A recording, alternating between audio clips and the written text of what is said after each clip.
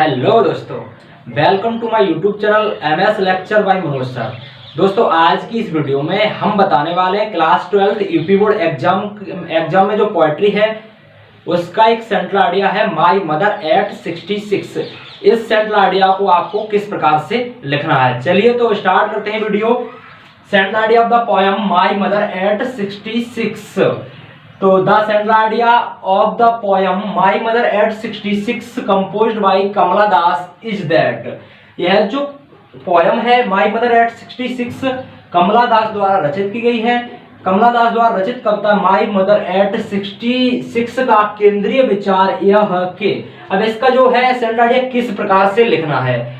इसमें है this poem, यह poem shows the fear of losing. यह पोएम जो है दर्शाती है द फियर ऑफ लूजिंग, मतलब खोने का भय या डर।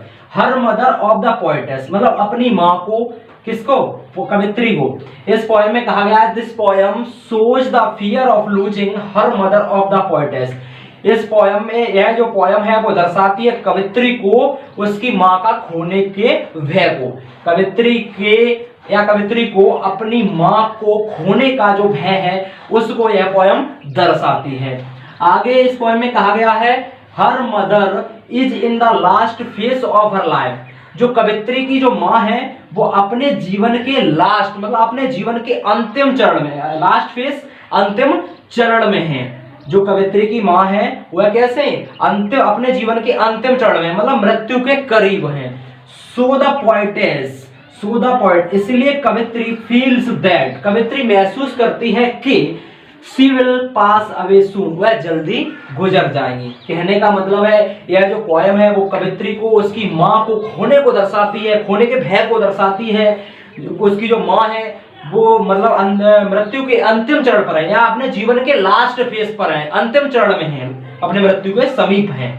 So the poetess feels that, इसलिए कवित्री को, जो कवित्री है उसको महसूस करती है कि शी विल पास अवे सून, वह जल्दी से गुजर जाएगी, वह उनकी जल्दी से मृत्यु हो जाएगी। Poetess gets scared of this thought, जो कवित्री है इस विचार से घबरा जाती है। जो कवित्री है वह इस विचार से घबरा जाती है। To come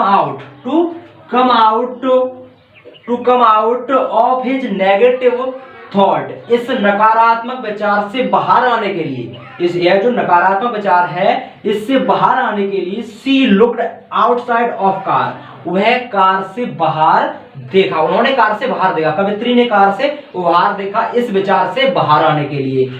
the world outside was full of life and activity, जो संसार है, जो बाहर का संसार है वो पूरी तरह से गतिविधियों से भरा हुआ था। The trees seemed running fast, जो छोटे छोटे पौधे वो पीछे की तरफ बहुत तेजी से दौड़ते हुए प्रतीत होते थे। चिल्ड्रेन लुक्ड वेरी हैप्पी, बच्चे बहुत प्रसन्न थे। एट द एयरपोर्ट, हवाई अड्डे पर they had to undergo security check, उनको हवाई अड्डे पर क्या है, उनको एक सिक्योरिटी, एक सुरक्षा चेक, मतलब सुरक्षा कर्मी से या सुरक्षा चेक से गुजरना पड़ा, सुरक्षा जांच से गुजरना पड़ा। आगे the poetess was standing few yards away from her mother, कवित्री जो थी वो खड़ी थी अपनी माँ से कुछ गज की दूरी पर, कवित्री जो है अपनी माँ से कुछ गज की दूरी पर खड़ी थी। शी फेल्ट, उन्होंने महसूस किया था, pained to look at the colourless and pale face of her mother, उन्होंने महसूस किया था अपनी माँ के फीके और रंगहीन चेहरे को देखकर। बट हाइडिंग हर टीयर्स, लेकिन आंसुओं को छिपाती हुई द पोएटेस सेड, कवित्री ने कहा, सी यू सून अम्मा, मतलब आपसे जल्द मिलती हूँ अम्मा, या अम्मा आपसे जल्द मिलती हूँ। कहने मतलब दोस्तों इस कविता में कवित्री जो है, कवित्री को जो अपने उसकी जो माँ है उनकी जो बढ़ती हुई उम्र है उसको देखकर नकारात्मक विचार आता है, उसके अंदर क्या होता है, नकारात्मक विचार आता है। इस नकारात्मक विचार से बाहर निकलने के लिए वह कार से बाहर देखती है और सोचती है कि बाहर की दुनिया जो है बहुत ही गतिविधियों से पूरी तरह भरी हुई थी। पेड़ जो है पीछे दौड़ते हुए प्रतीत हो रहे थे, बच्चे प्रसन्न थे, इस प्रकार का उसके अंदर विचार आता है। और उसे और क्या है, और हवाई अड्डे पर उसे एक सुरक्षा जांच से गुजरना पड़ा। The poetess was standing few yards away from his mother, वह अपनी माँ से कुछ गज की दूरी पर खड़ी थी और उसकी जो माँ का चेहरा था वो रंगहीन एवं फीका था। उससे उनके दर्द को वह महसूस करती है, फिर भी वह अपने आंसुओं को छिपाती हुई कहती है, आपसे जल्द मिलती हूँ अम्मा। ये था दोस्तों आपका माय मदर एट 66 का सेंट्रल आइडिया।